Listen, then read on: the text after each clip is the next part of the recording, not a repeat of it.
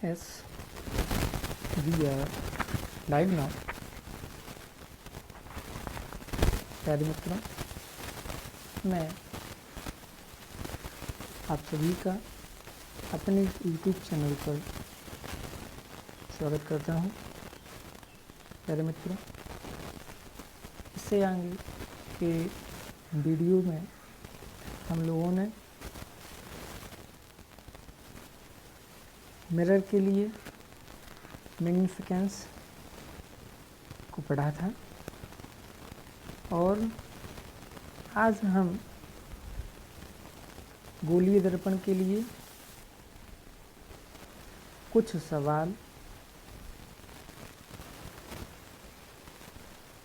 को हल करेंगे और समझेंगे किस प्रकार से U, V तथा F के जो साइन हैं पॉजिटिव और कब नेगेटिव लिए जाते हैं।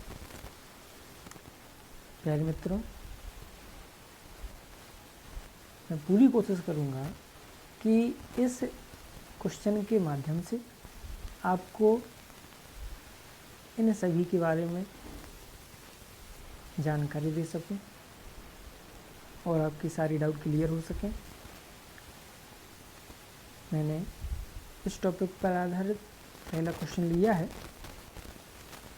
क्वेश्चन है, एक अवतल दर्पण की मुख्य अक्ष पर ध्रुव से 30 सेंटीमीटर की दूरी पर स्थित वस्तु का प्रतिबिंब वस्तु के ऊपर ही बनता है, तो दर्पण की फोकस दूरी तथा रेखीय आवर्धन मैग्निफिकेंस को ज्ञात कीजिए। प्यारे मित्रों, इस सवाल के माध्यम से हम किस प्रकार से फाइंड आउट करते हैं ये सब जानेंगे। पहले सवाल को अच्छे से देखें। सवाल में लिखा हुआ है एक अवतल दर्पण है, तो सबसे पहले अपना जो मेन काम है, मुख्य उद्देश्य है, पहले आप सभी एक अवतल दर्पण बनाएं। मैंने आप लोगों के सामने एक मिरर की इमेज है, मैं बना रहा हूँ। M1 जो मिरर है उसका मैं नाम दे रहा हूँ M1 M2। M1 M2 एक अवतल दर्पण है। ये क्या है? अवतल दर्पण है। अवतल दर्पण। अवतल दर्पण की मुख्य अक्ष पर ध्रुव, तो प्यारे मित्रों ध्रुव अपन को पता है, दर्पण का मध्य बिंदु ध्रुव कहलाता है और उसको P से प्रदर्शित किया जाता है। ध्रुव P से 30 सेंटीमीटर की दूरी पर मुख्य अक्ष, तो पहले तो ध्रुव के बाद कहीं इसका सेंटर होगा, उसको वक्रता C कहते हैं। वक्रता C और ध्रुव को मिलाने वाली जो सीधी रेखा है, जो ध्रुव से भी होकर जाए और वक्रता केंद्र C से भी होकर जाए, मुख्य अक्ष कहलाती है। तो मैंने एक लाइन बना दी है सीधी, उसको नाम दिया है मुख्य अक्ष।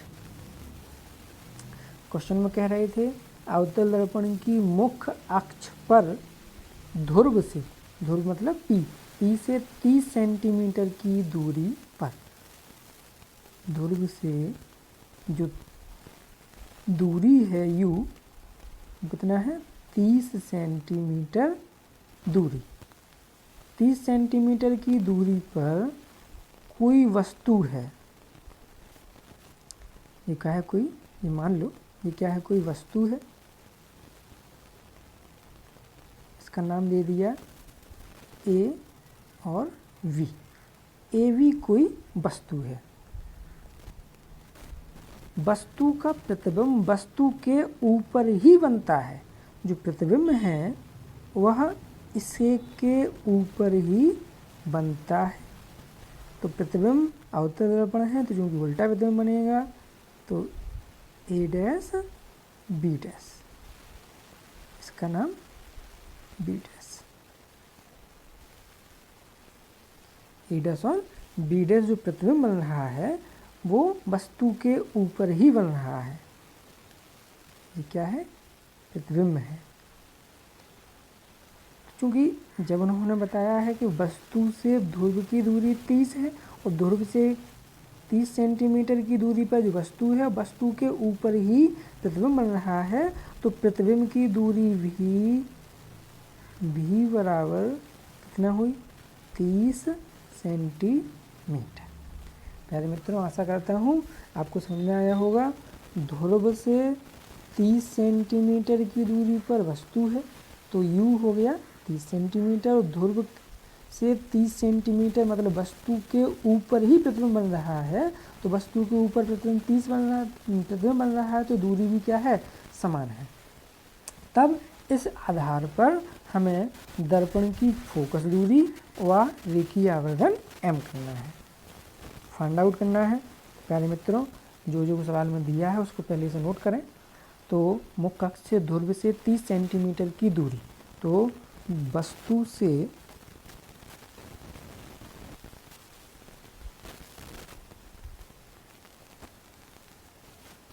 ध्रुव की दूरी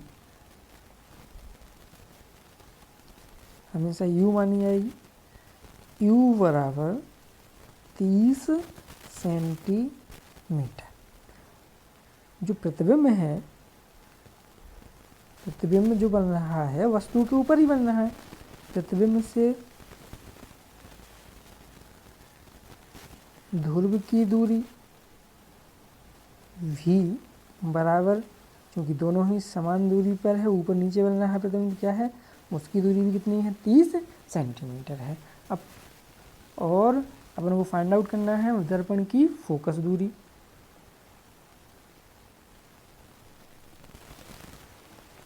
दर्पण की फोकस दूरी स्मॉल f बराबर question mark and find out करना है रेखीय आवर्धन। दर्पण का रेखीय आवर्धन स्मॉल m बराबर क्वेश्चन मार्क। प्यारे मित्रों, इतना कुछ सवाल में जो दिया हुआ था उसको फाइंड आउट कर लिया है। अब u और v की जो चिन्ह परपाटी थी उनको ध्यान में रखते हुए मैंने बताया था आपको कि जितनी भी दूरियां हैं दर्पण पर आपतित की जाएंगी, इस तरह से दूरियां डाली जाएंगी, लेकिन दूरियां हमेशा ध्रुव से मापी जाती हैं। ध्रुव से इस तरफ मापी जाएंगी तो दूरियां ऋणात्मक ली जाएंगी। अगर ध्रुव से उस तरफ माने आगे की तरफ मापी जाएंगी दूरियां तो वो ऋणात्मक ली जाएंगी। तो जितनी भी दूरियां हैं ध्रुव से उल्टी दिशा में माप रहे हैं और ध्रुव से माने P से वस्तु की दूरी इतनी उल्टी मापी है, इसलिए ये दूरी किस चिन्ह की होगी? माइनस की। इसी प्रकार प्रतिबिंब भी उसी दिशा में माप रहे हैं तो ये भी क्या होगा? माइनस का। यार मित्रों, समझ में आया होगा कि ध्रुव से दूरियां हमेशा मापी जाती हैं और ध्रुव से दूरियां इस साइड को आगे की तरफ मापी जाती हैं। अगर ध्रुव से पीछे की तरफ दूरियां मापी जाती हैं तो इस तरफ की दूरियां धनात्मक निशान की ली जाएंगी, इस तरफ की दूरियां ऋणात्मक निशान की ली जाएंगी। इनका साइन हमने लगा दिया है, u बराबर -30, v बराबर -30। अब जो मिरर का फॉर्मूला है उसको लिखते हैं 1/f = 1/v plus 1/u।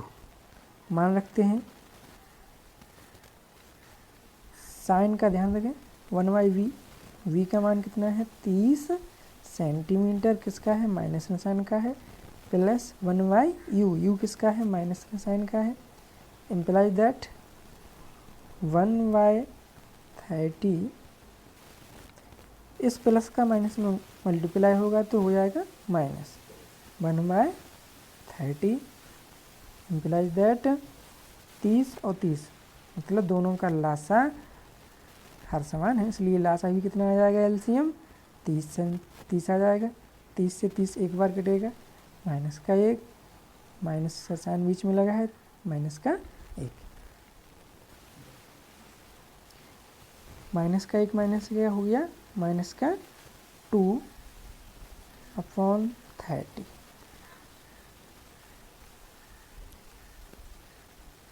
And so on. 1/f बराबर माइनस की 2/30। इसको थोड़ा सा सॉल्व कर रहे हैं, 2 1 जा 2, 2 15 जा 30। 1/f बराबर माइनस का 1/15 क्रॉस मल्टीप्लाई करें,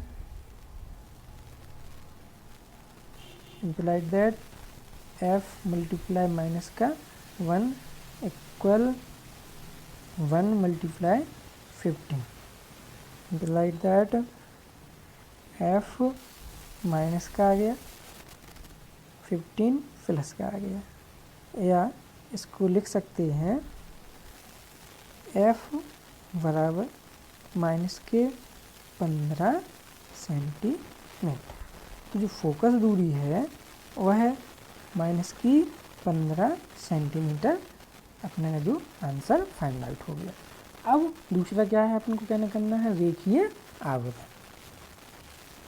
जो दूसरी जो फाइंड आउट वैल्यू करनी है वो निकालना है अपन को रेखीय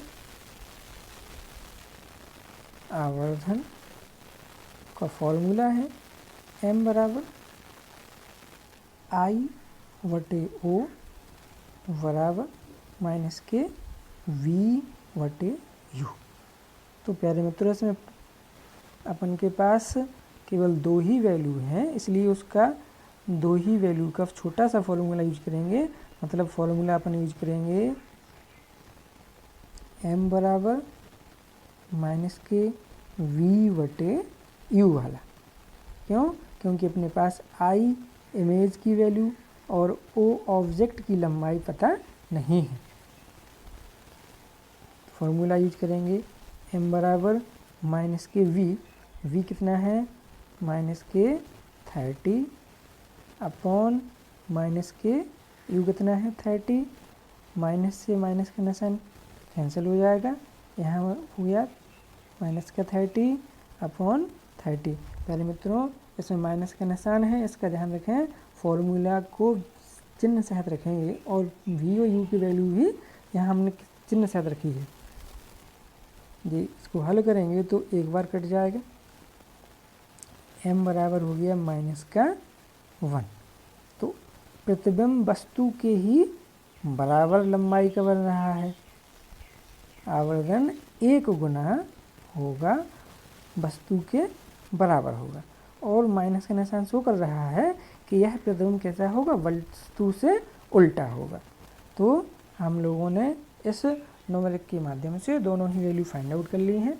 तो सबसे पहले आप लोग चित्र पर विशेष ध्यान दें। चित्र बनाना यदि आ गया तो ये वैल्यू फाइंड आउट करने में कोई भी प्रॉब्लम नहीं होगी।